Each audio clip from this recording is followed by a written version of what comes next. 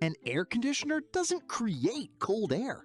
It just steals the heat from your room and dumps it outside.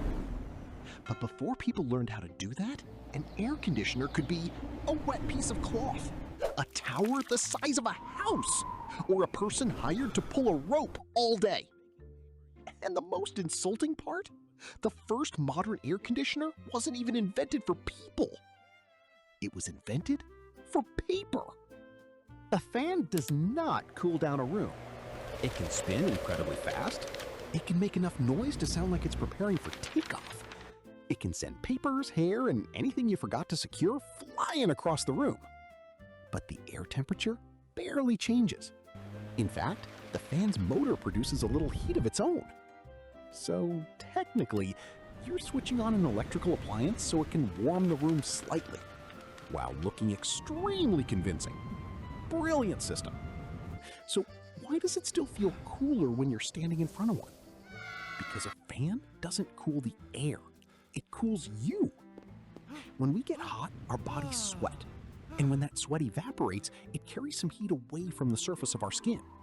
A fan speeds up that process. It's basically standing beside you, yelling at the water molecules. Move it! Everybody out! The human is falling apart! But step out of the airflow, and that's it. The magic is over. People figured out something important pretty early. You don't always need to create cold. Sometimes you just need to help the heat leave. And the first real weapon against heat wasn't a fan. It wasn't a machine either. It was the house itself. Before electricity, you couldn't build a glass box, park it under the blazing sun, and then say, "It's fine, the AC will handle it." There was no AC, so the house had to defend itself. It had thick walls, a wide roof, deep overhangs, windows placed in the right spots, high ceilings. Basically, an old house looked like it already knew the sun was coming. It was angry, and negotiations were off the table. The overhangs kept direct sunlight off the walls. Smaller windows on the sunny side let in less heat. Windows opposite each other created a cross breeze, and high ceilings gave the hot air somewhere to rise. It was miserable up there, but normally nobody was sitting up there, unless you had an extremely strange hobby. Thick stone or clay walls heated up slowly. During the day, they held back some of the heat, then released it later, after the air outside had cooled down. It wasn't perfect climate control, but it worked without buttons, without wires, and without a technician promising to show up sometime between 2 and 7. And what if a normal cross breeze wasn't enough? Then people built a tower. Because why solve an airflow problem with anything smaller than a house? In hot regions, people built wind towers called bad gears. They rose above the roof, caught the moving air, and directed it down into the building. Meanwhile, hot air could escape through another side of the tower. The result was natural ventilation. No motor, no electricity, no app suddenly demanding an update before it allows you to breathe. The building basically stuck its head above the roof and said, "Oh good, wind, come over here. You work for us now."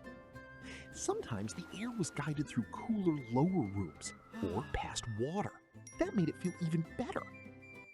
But simply catching the wind wasn't always enough.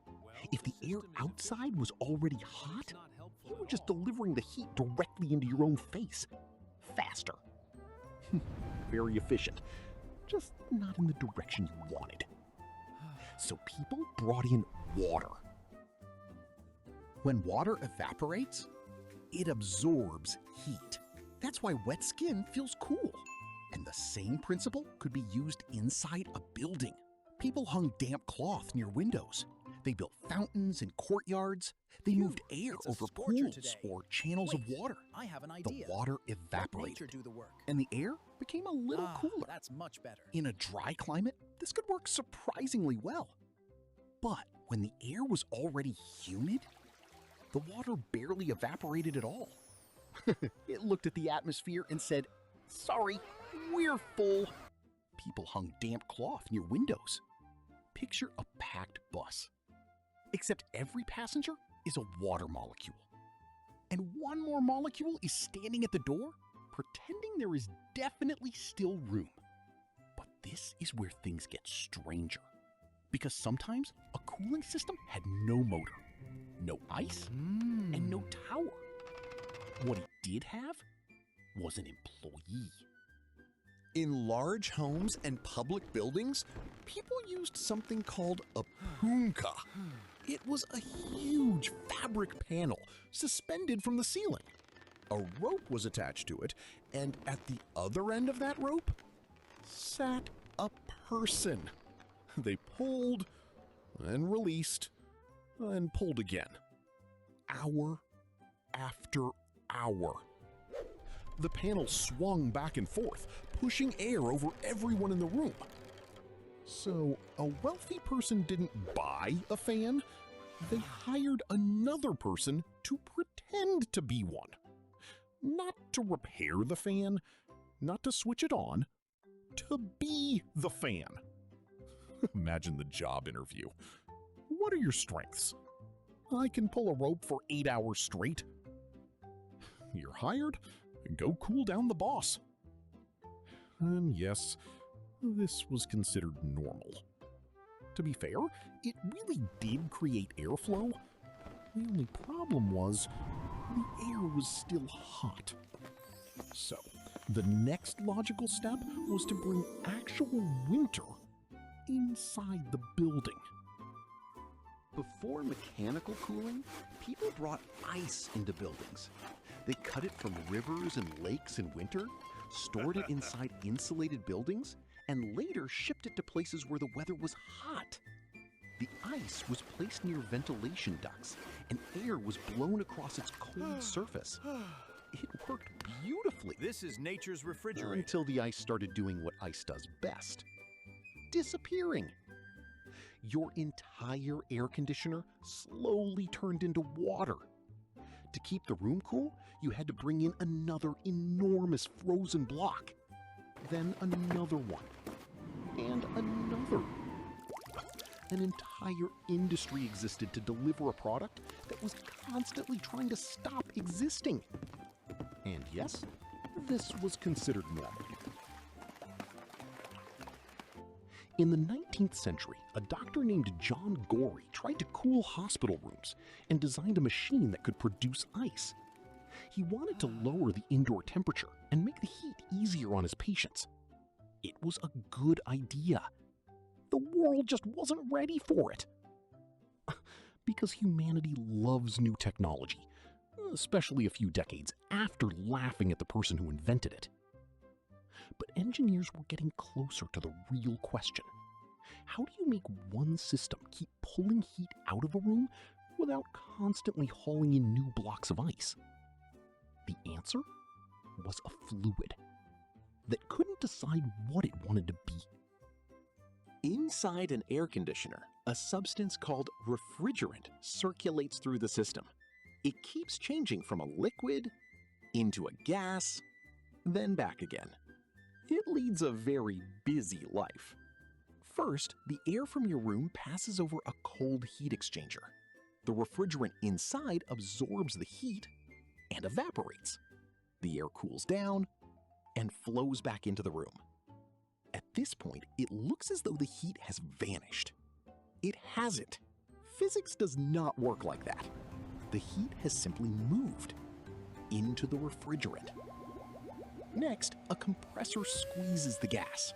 Its pressure rises, its temperature rises, and the hot refrigerant travels to the outdoor unit. A fan blows outside air across it, and the heat is released outdoors wanes.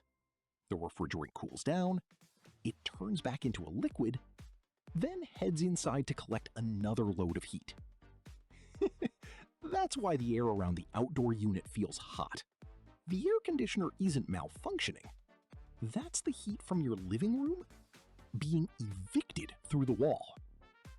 But the system does something else too. When warm, humid air touches the cold heat exchanger, the moisture turns into droplets, just like the water that forms on a cold bottle. So air conditioning doesn't just cool the air, it also dries it out. And humidity is exactly what led to the first modern air conditioner. Not people, not hospitals, not the human fan, who by now probably hated summer on a deeply personal level. Paper. In 1902, a printing company in Brooklyn had a problem. Humidity was making the paper expand and warp slightly. That doesn't sound especially terrifying. So the paper got a little bigger. Who cares? But color images were printed in several stages. Each color was applied separately, and if the paper changed size between stages, the colors stopped lining up. A person's eyes could end up slightly above their face. Their mouth could drift off to one side, and their hair could begin an exciting new life of its own. It looked like avant-garde art. The customer, for some reason, had ordered a normal catalog. A young engineer named Willis Carrier was asked to solve the humidity problem. He created a system that pushed air across chilled coils.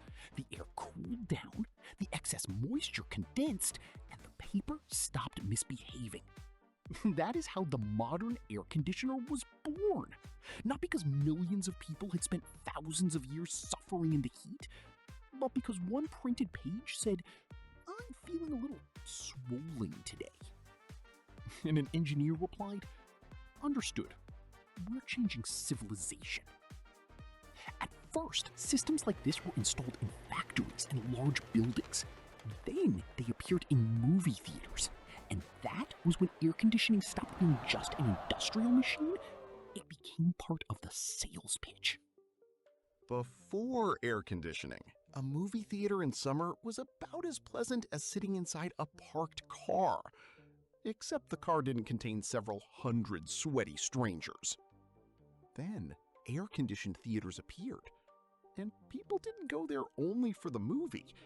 They bought a ticket just to spend 2 hours somewhere cool. The film was a nice bonus. Some early systems distributed the cold air so badly that the audience's feet froze while their heads were still hot. Each person became a building with 2 separate climate zones, the Arctic below the knees and the tropics above the shoulders. But the technology improved. Air conditioning spread to offices, stores, and homes, and architecture changed with it.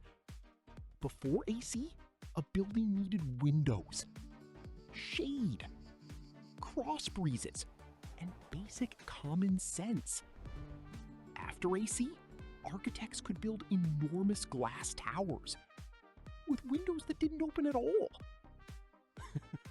A building no longer had to cooperate with the climate.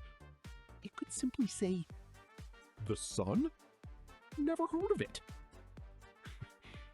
As long as the electricity stayed on. Because the moment the AC shuts down, a modern glass tower can suddenly lose to a clay house built 1,000 years ago by someone without an engineering degree. Awkward. Before air conditioning, people never found one perfect solution. They attacked the heat with anything they had. They built thick walls, they hid from the sun, they caught the wind with towers, they hung up wet cloth, they hauled around blocks of ice, and they hired people to pull rope. It sounds ridiculous now, but many of those methods genuinely worked because they all relied on the same basic idea: either keep the heat out or help it escape.